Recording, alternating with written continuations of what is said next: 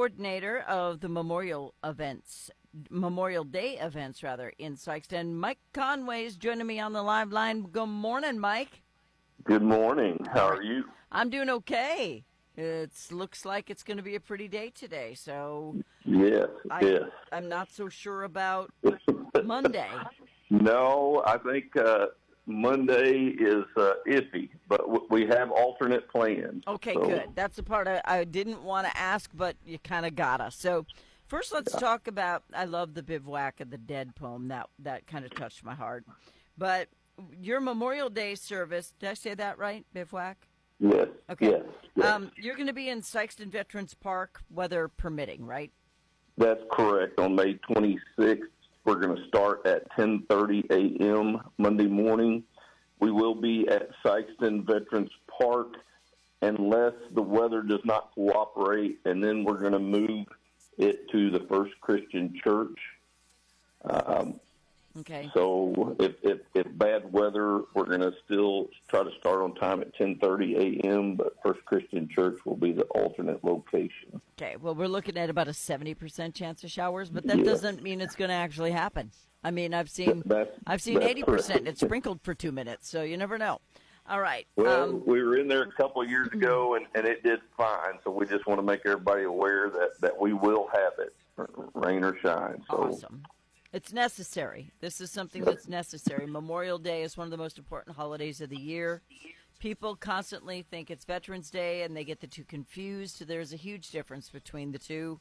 But this is for those who, didn't come back. And I want everyone to remember someone who served on this day.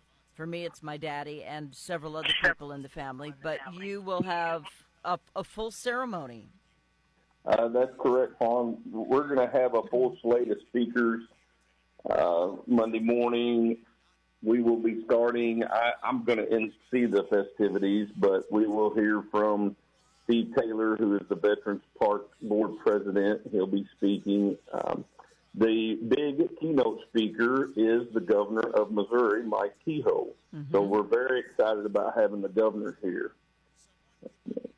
Yeah, he should be there. I mean, you guys have had tornado after tornado. You need something good to happen. We've had a lot of strife here in the community, that's for sure. So definitely. But we're excited. I think he'll be a good addition, and then we've got some special presentations as always. The wreath laying and the remembrance of the POW MIAs, those unaccounted for. So we're going to have a full slate of activities. I welcome everybody in the community to come out and be part of the ceremony. It's very important, like you said, that we remember those who gave their life in defense of this nation, and we never forget that. Yeah, I love that you're doing the 21-gun salute with the DPS as well. But Master Sergeant Michael Harris, who was the Southeast Missourian Patriot who was chosen for the 4th of July, he's going to be doing a prayer of remembrance there. Spirit of America Award. Correct. It's always nice to hear Mike speak. He does such a wonderful job with that, and he's kind enough to do it again this year. So he'll be giving the prayer of remembrance. Can you tell me what Tom and Linda Austin are doing? So Tom and Linda will be presenting a special presentation, something that the committee put together for the governor taking the time out to come out and speak with us Monday. So it'll be unique. It's just a little token of our appreciation for the governor. Well, we already elected him. Wasn't that enough? I'm such a jerk. Sorry.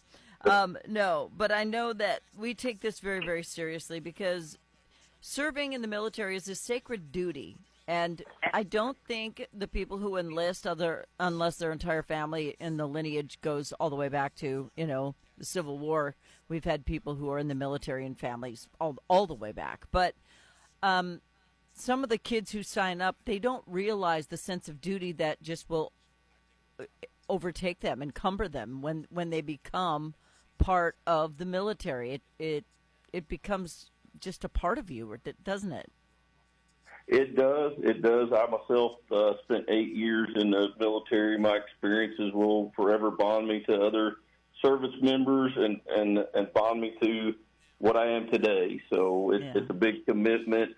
I'm proud to have done it, but everybody's experiences are different. But it's important that we pay tribute and remember those who have died in defense of this nation, that went above and beyond the call of duty and given their life for this country. Bottom line, and thank you for your service. What branch were you?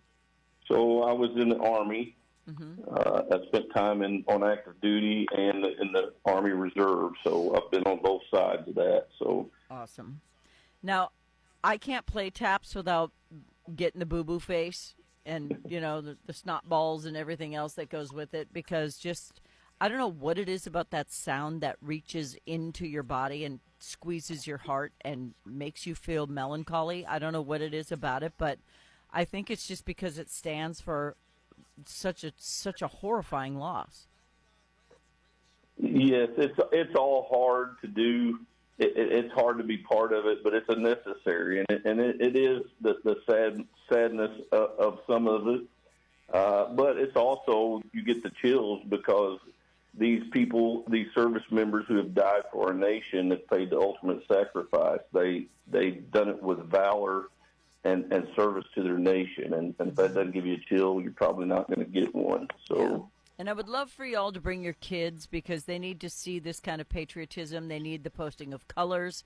They need to see what a special process that is, the march, the presenting of the flags, and just the respect given to what men fought and died for, and that's the flag of the United States of America. Absolutely. We try to be respectful in all that we do. The service itself is a very respectful service. So, and it's very important that we do that, so that we pay homage and pay tribute and respect to those who came before us. The pledge, the anthem, that'll all happen. There'll be a prayer. Mike's going to be the MC, and Steve Taylor's going to speak. But the honored and keynote is going to be Governor Mike Kehoe. And congrats to him for coming down and doing that. And I know y'all are still in the fixer-upper, picker-upper phase of the tornado. Well, your third tornado this year. Yeah. It even knocked down my sign outside of town. So I'm no longer on a billboard there because tornado decided I had to go. But people lost everything, and you drive through there and it's unrecognizable in some of the areas near Minor. Yes, Minor was hard hit. The area north of town was very hard hit, and of course we had loss of life. So it was a tragedy for community, but we'll come out stronger as we always do. We'll gather around. There's been a lot of support from others within the community and outside the community. So we're proud to be from the area, and we'll be fine. But it has been a rough couple of weeks here. Yeah, well, and it's just getting started, and it seems like it's picked a path, and it's going to keep going there. So let's hope we can do some magic weather dances or something and get them to go away.